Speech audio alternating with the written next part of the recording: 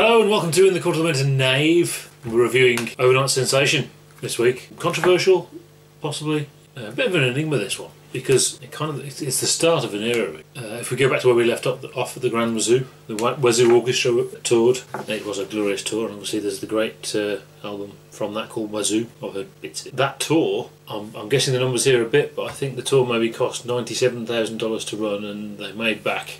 They netted $95,000, so he lost $2,000 on doing that tour. Given the number of musicians on that tour, that's really not bad.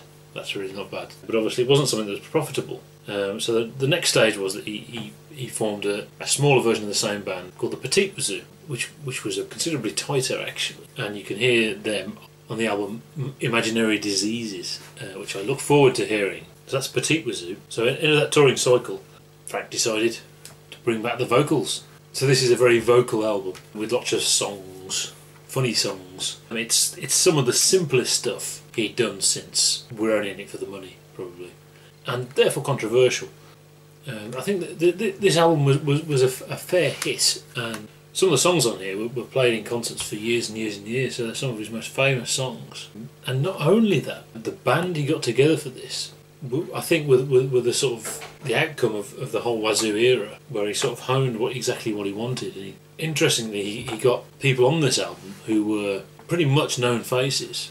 We've got the return of Ian Underwood, Ruth Underwood, Bruce Fowler's on here. Also the return of George Duke, who I didn't mention before, from the Flo and Eddie era. He was very much in the background in the Flo and Eddie era, but from this point onward he started to come much more to the fore, and we'll talk about him a bit more over the next couple of weeks.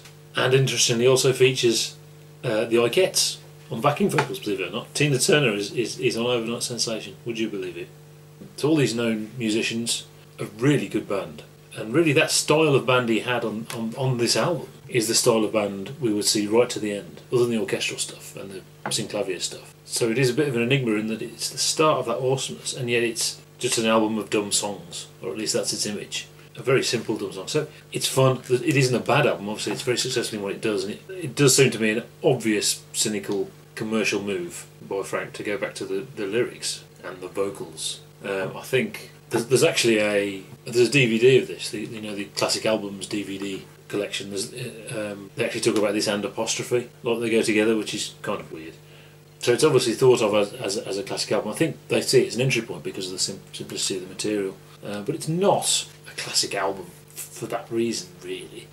But there's an interview on that with Gail, who says that his favourite music was instrumental. He wanted to make instrumental music. He felt he had to make vocals in order to be successful. So his most requested song becomes Dinah Moe Humm, which is 6 minutes long, and he always had to play it. But really, that wasn't what he was into, which is strange because he's really good at writing these funny lyrics. Sometimes they're satirical, sometimes they're just funny, often rude, very rude, but they're good.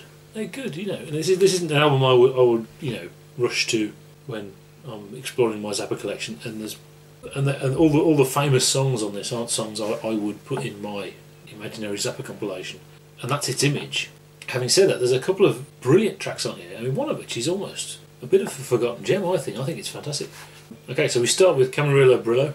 It sounds like Sultans of Swing, basically. The style of the guitar playing is very nice. Obviously it's a story about this woman, and there is an allusion to a bit of conceptual continuity. The Toads of the Short Forest. What's the Short Forest? But I don't know. Is it a euphemism? I hope not. I hope it's a place in the land of Zappa. But that's interesting. So we're going right the way back to Weasels there, and there's other mentions of Toads of the Short Forest as well on other albums. You really notice on that first song that I don't really like the production on this album. You really notice that the vocals are way up high. The band, remember, this is a really good band. Down there. And obviously it's to emphasise the lyrics, so you can hear the lyrics. He wants people to listen to the lyrics because they're funny lyrics. But that's not my choice of production. And I do think personally the live stuff for me, the sound of the live stuff always seems to come out better than his studio recordings, which he didn't always have the equipment or the money to do them justice, maybe. And if you just record the band playing, it's going to sound better. So yeah, that's Camarillio Brillo. On the Slime is one of the highlights. Obviously it's about the evils of TV. He does his very low, growling, talky voice on this. I prefer the live versions where he's not really doing that, where he's just saying the words, basically. Minor gem there. Then we've got Dirty Love. Pretty forgettable, really. It's slightly funny. I think think it's about bestiality. I think so. And it involves dogs, because obviously that's part of the conceptual continuity, is the stuff about dogs. That's fine. It's fine, but Dirty Love is not a song I would correct. Then we have 50/50. 50/50 is a little bit of a talked about song, but it's not been played live very much. It's a bit more complex than some of the other stuff on the album. It just doesn't really do anything for me. I can't explain why. It seems a bit aimless. There's a guitar solo on there I think some people like. It is atonal, wild, attacking the guitar playing. It's very fast, but it is so inaccurate. To me, it just sounds like a load of rubbish. And obviously, I was being so glowing about how Zappa had developed his guitar playing around this era. On this album, he's taking a different approach. He's less focused. It's more about, right, grab the guitar and let's attack the guitar and give some wild playing. And as a guitarist, I can understand that. You go through these periods depending on your mood, and that was just his mood at the time. But certainly the solo on 50/50 doesn't do it for me. It's just too out there. It's not played like a musical instrument. It's just sort of attacked. The next song, however, Zomby Woof. I'm a big fan of this song. I think this is a great song. I always like all the stop-start, all the unison playing stuff, like Big Swifty. And this is like Big Swifty, but with vocals. Some great playing on it. And it's one of the only really two and a half songs which show off the band on this album. This great band.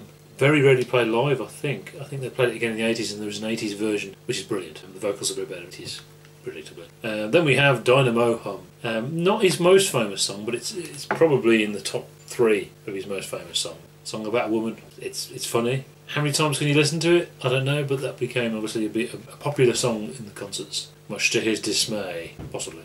We end the album on Montana, and that's the other highlight of this album, I think. And I think Zomby Woof and Montana, more so with Zomby Woof, get a bit forgotten, because the image of this album is obviously the silly songs, the simple, silly songs, and Montana is a brilliant piece from this era. It's actually about breeding pygmy ponies on a dental floss farm. That helps. I mean, by this time there was already various bits and pieces being played by the Petite Wazoo and by this band. Things like Cosmic Debris as well, and a song, a large piece called Father Oblivion. Nothing to do with the track on Apostrophe, which consisted of bits of Gregory Peccary, bits of bebop tango, among others.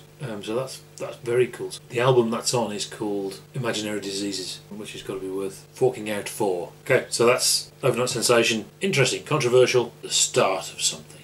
See you next time.